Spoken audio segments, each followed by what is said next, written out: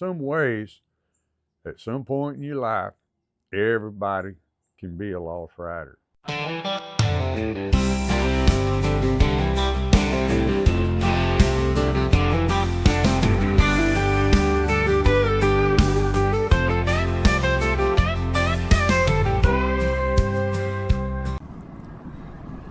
Good morning and welcome to the second half of this week's News from the Camp House.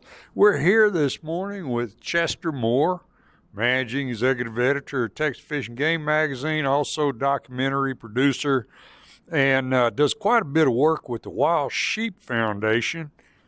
We're up in Reno, Nevada this morning. We're at the Wild Sheep Show, and Chester's been working on a couple of documentaries for the Wild Sheep Foundation and interviewing a bunch of folks up here.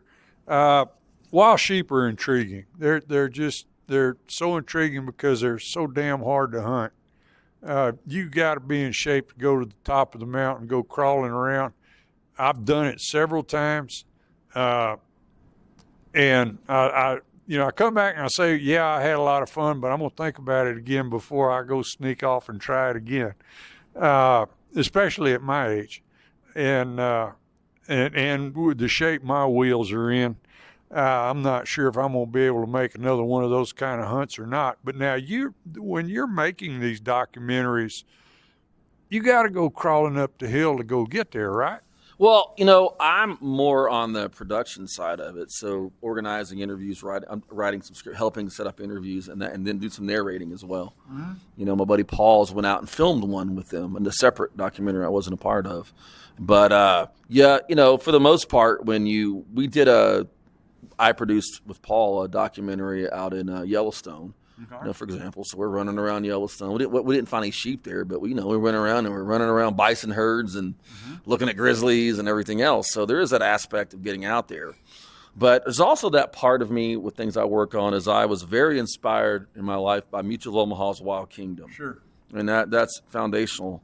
And I kind of like being the voice of something or help writing the narrative of it and tell that story. Mm-hmm. So I can remember Marlon Perkins standing up in front of that board and there's a picture of an elephant and he's telling the story and they segue out into there, Right. And I'm actually working on a project myself that's going to be, the best way I could say it would be like maybe a North American wildlife-centric version of being attacked by the dog again, of Mutual of Omaha's Old Wild Kingdom. Which is cool because they still have a show. Peter Gross, who replaced Marlon Perkins in 85 to 88 or whatever it was, they got a new version of it out there. Okay. And a really good, I met him. He's a really cool guy. But I think my best role in anything is where I can write, and then maybe when I can have a chance to organize and speak. That's my best part of it. And even just the writing part, I do a lot more writing with Wild Sheep and other groups than I do any production stuff, Okay. Way more writing than I do documentary. I'm just recently doing the documentary part of stuff. And one of the things is when you're writing a story, it's important, especially if you get into stuff like scientific things, to be able to be relatable to people. And my part of the journey is, I think, to tell people, to make it relatable and to hopefully inspire people to learn more about the species or how they can have an entry point to getting involved in the conservation of it. All right. Okay, so 2 documentaries. What are they? We're working on one, helping with one on a Hell's Canyon initiative. We just basically organize interviews, and I think we're passing it off to someone else. But we're working on one on wild sheep economy. Okay. Yeah. All right. Break that down a little bit. When we're talking about conservation and trying to save, what kind of dollars? It takes a lot of dollars. So, for example, we have auctions here. Right. And they're going to raise several $1 million, Yes. For that because sheep can't pay their way otherwise. All right, when you walk in the front doors here, there's a big map there that says something about $73 million in the last 10 years or something like that they're they're looking to raise. But yeah, that's they have a number that they've raised since the beginning. But just in the last few years, out west, it's millions of dollars a year into these projects. I mean, there was a guy last year bought a tag in New Mexico for $1.3 million. Holy man. Which is the record. That's an outlier, Yeah. But still, all that goes right back into the agencies, the departments earmarked for that conservation. And you know, wildlife agencies are strapped for cash. Right. And so for them to be able to auction things off of these wildlife philanthropists being able to help with this is amazing. And then you have like raffles, like a lot of us do. Right. I'm not bidding on one of these sheep tags. I'm an outdoor writer, but I do take part in some auctions. Some raffles. Sure. And I just keep telling them in Texas, at a big time Texas hunt, they keep drawing the wrong name. It doesn't say Chester Moore on there. But there's a chance for everyone to participate. Most people will never hunt a sheep. All right. Did you go to the function they had yesterday evening, the One Under? The Less Than One Club? Explain what that is. It's a great program at Wild Sheep Foundation. So you become a member, and then you can join the Less Than One Club. I think I might be wrong, like $40 a year. Okay. And you get drawn for a sheep tag. Like usually it's Dall sheep, maybe a Desert Bighorn. Sometimes there's an international version. It might do a Markhor or an Ibex or something. Mm-hmm. And the idea is it's the only club you want to be kicked out of. In other words, once you go ahead and get to harvest that wild sheep, you're no longer the Less Than One Club. You've harvested one. Right. So it's a chance for anybody to pay like $40, and there's like maybe 1,000. I don't know how many people in the room. Okay, we're getting around to my point. The Less Than One Club is for people who have never shot a wild sheep. Yeah. So we're sitting at the Wild Sheep Foundation show, and the line was a mile long and 4 people wide. Going in there, and I thought, good Lord, nobody here at this show has ever shot a wild sheep, is what it looked like. Well, what it is, you think about it, if you do a state lottery, and maybe people from around the country can also apply for that state lottery, you might have 10, 15,000 people in for those tags. Well, if you're in a room and maybe there's 1,500 people for the tags, or whatever it is, you got a lot better odds, and there's multiple tags being drawn. Right. And it's just the Wild Sheep Foundation is very conscientious. I've noticed in the work that I've done with them, just being a member, of allowing everyone to get some skin in the game. From the guy who can barely afford to pay his bills, he might join the Less Than One Club, and maybe he draws that Dall sheep permit. Right. To the guy who can bid on the big permit in New Mexico or wherever. And so it's all about the resource first, but they're all very conscientious about making sure everyone has a chance to go out there and participate. And I think that's amazing. Yes, it's a lot of fun. It's really it's great. I mean, yes, absolutely. It gets everyone involved. And when you look at, I sit around and watch people all day, and it's the demographics. How many younger, now I'm looking at them and I'm going, how many younger couples are here? Yeah. And younger families are here. And I'm going, I know dang well these are not sheep hunters, but they're at this sheep show.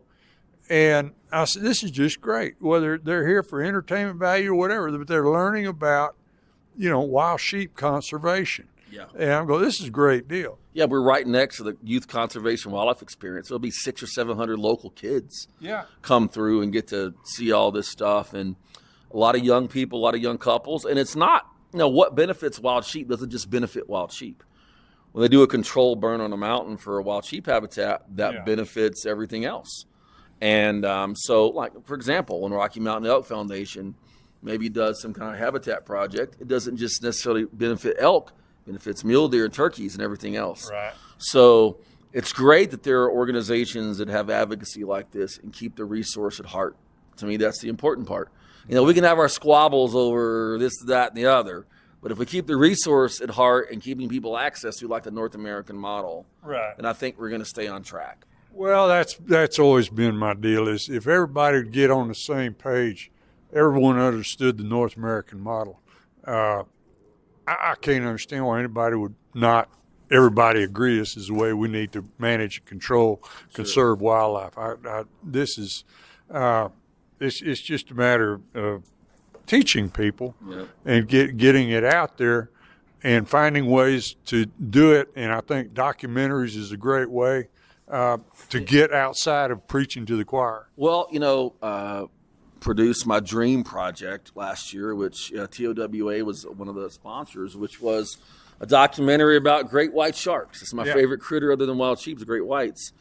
And when me and Paul did all the editing and the filming part, and We're sitting there talking to one of the top researchers in the world, and he busts out a question about Dingle Johnson dollars. Okay. And even white sharks. And there's even an aspect to that, right, on the fisheries. Okay. So I think it's important to support science-based policy and to keep the resource. And if it doesn't hurt the resource, I support it. Look, if I had $1 billion, I wouldn't shoot an elephant. Just not my thing. Mm-hmm. It's not my thing. Mm-hmm. But if going over and shooting an elephant under scientific management works for those African nations and a hunter wants to go do it, I totally get it. I support that. Right? Right. I'm more of a waterfowl, pig, Texas deer guy, and if I could ever draw a sheep tag or whatever, but I support whatever works, and it doesn't matter. My personal tastes have nothing to do with it. Yeah. You know what I mean? Right,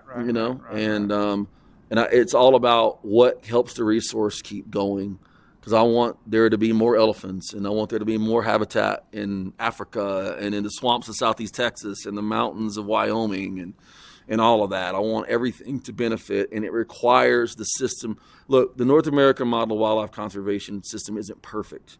There is no perfect system, but it's the closest thing to perfection on the planet. Mm-hmm. And there's a reason.